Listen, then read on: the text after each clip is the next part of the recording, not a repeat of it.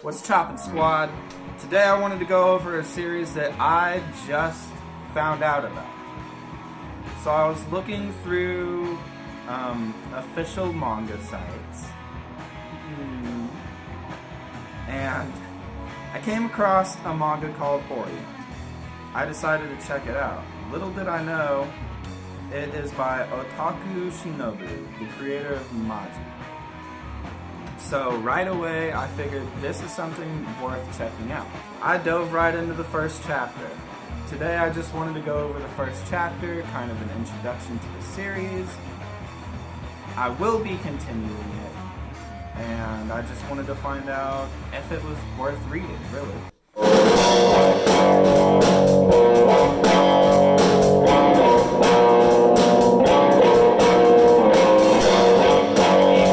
This chapter is a heavy one. It's 68 pages, if I remember correctly. That's quite long for the first chapter of a series. It starts out kind of with a little world building and some beautiful colored pages. It's explaining how this is a Sengoku period manga. You know, they're running through the warring states. The world is called Hinomoto. Out of nowhere, Japan is flooded with Oni.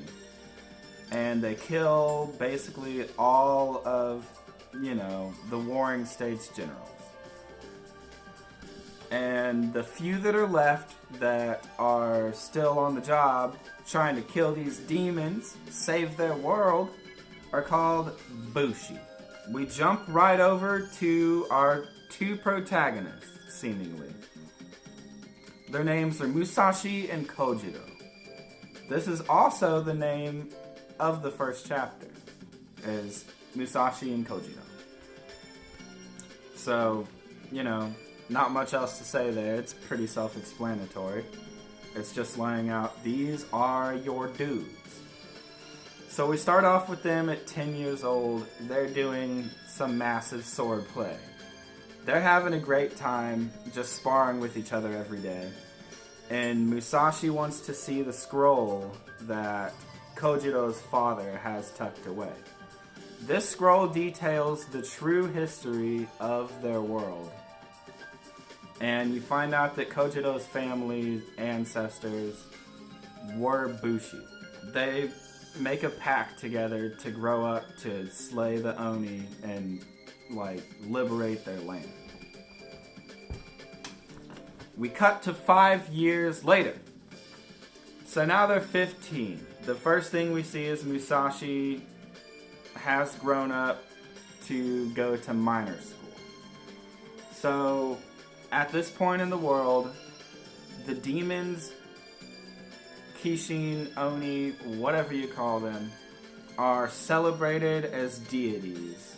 They are protecting the land, and they've pushed out a new history where the Bushi were evil and basically enslaving everyone and making them live like crap. And they came and liberated the people. Really, the people are just their pawns. So, this whole town has a setup where they all become minors. They go to minor school. Because the Kishin, Oni, devils, demons, whatever, they eat crystal. God, I got heartburn. Ah! So Musashi is mining his ass off. His tool of mining isn't just a regular pickaxe. It's a pickaxe, sword, scythe thing. It kind of reminds me of Soul in Soul Eater when he transforms fully. He looks more like a moon though. This is just a scythe with a blade on each side basically, and it's got a spike on top, so I guess he could do some poking. So he's got this giant fucking scythe, and he's the top miner in the school, probably because he works so hard and he's not using a little baby pickaxe. Musashi is just kind of bantering with his friends. The teacher comes along and it's the end of the class day and they say, let's end the class off with the chant. What do we want to be when we grow up? A miner! And the whole time Musashi is in his head, kind of, he wants to say a bushi. He is having a lot of like self-conscious feelings about, and he's really reflecting about how like he's not living his real life the way he wants to. And this is weighing on him. And later in the chapter, we'll see that continue. Immediately after class ends, he's talking with his friends, and they say, oh, so you're going over to Kojiro's house? And he's like, yup. Kanemaki Kojiro. 15 years old. He, immediately when I saw him, I just thought Genjo Sanzo from fucking Sayuki Reload.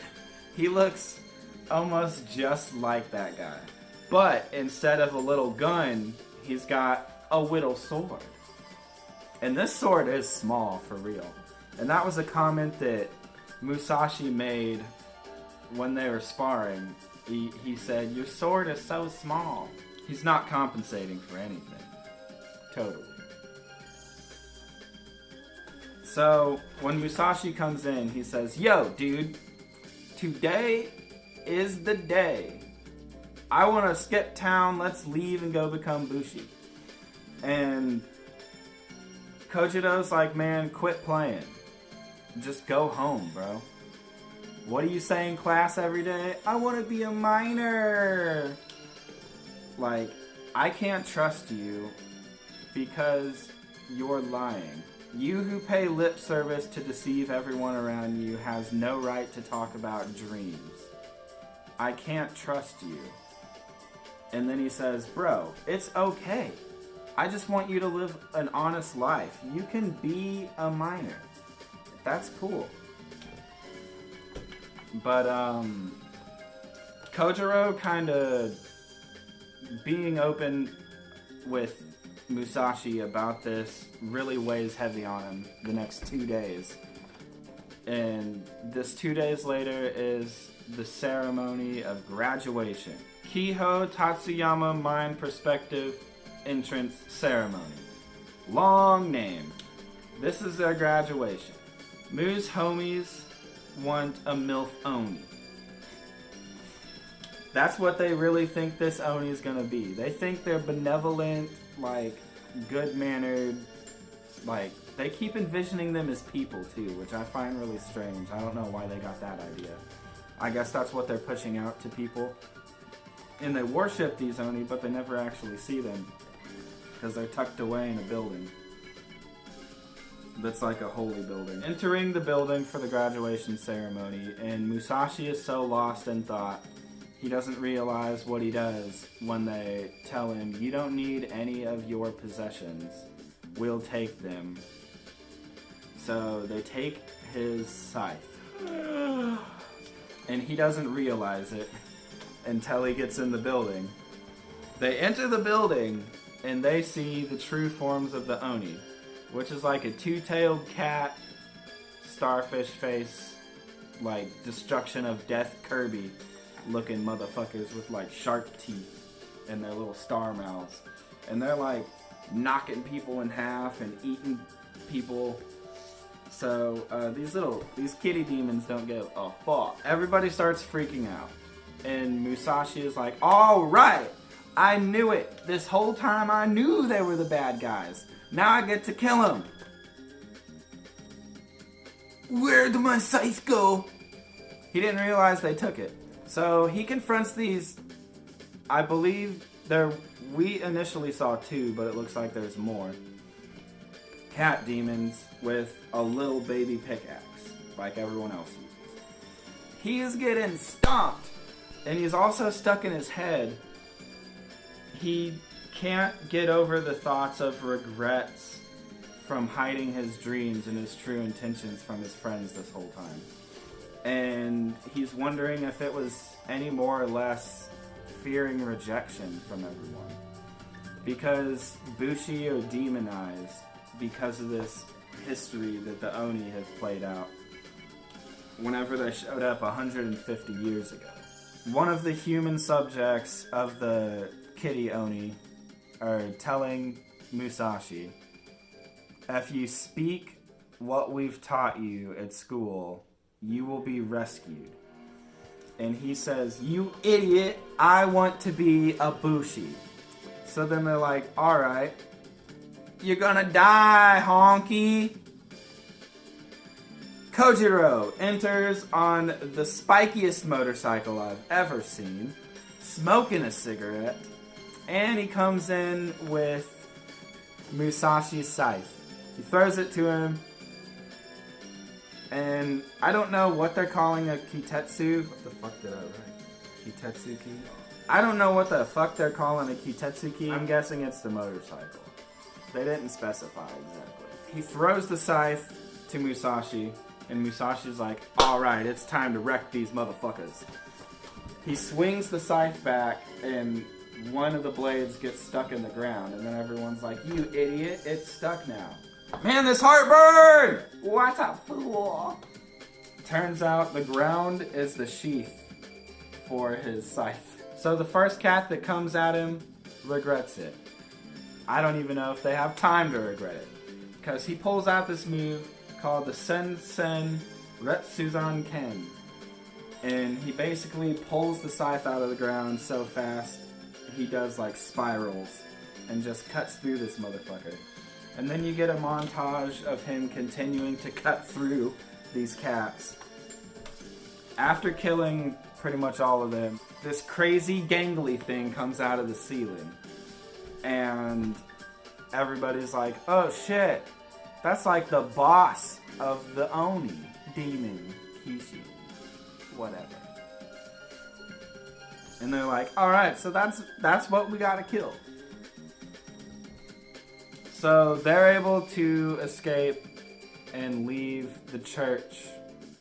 I guess you'd call it like the Oni church. And this is the end of the chapter. Musashi, Kojiro, and two of Musashi's friends from the mining school, who are unnamed as of yet, set out on their journey to slay all of the Oni. There's a lot of tropes and a lot of familiar things that have run in many other series initially in this first chapter. But I don't feel that it really takes away from it. The art is good, the character designs are interesting. Genjo Sanzo. And I think we can trust Ohtaka Shinobu to write a good story, as we've seen with Magi. I definitely plan on continuing this series. I think it's a good step, and I want to see more character development. I really liked the self-reflecting and the doubts that we got from Musashi, and I hope we get to see more of that from Kojiro. I keep on wanting to say Sanzo. That's why I keep pausing before I say his name. But, yeah, that's all I gotta say for this Orient video. The scythe is cool as fuck, too. Let's not ignore that. So if you liked anything I had to say, you're interested in checking out Orient, let's talk about it. I really like talking about anime and manga. So far, I've just been covering manga, but that's because my editing software is running on my phone, I'm recording on my phone, and this is all I got right now. This is Mongolian Chop Squad. This has been Slate D, bringing you some of that Orient greatness. I'm gonna catch up to the manga. I believe there's 41 chapters right now, and then I will be covering it weekly. I hope you all have an awesome day, an awesome weekend, an awesome month of spooky October. I love ya. Peace out.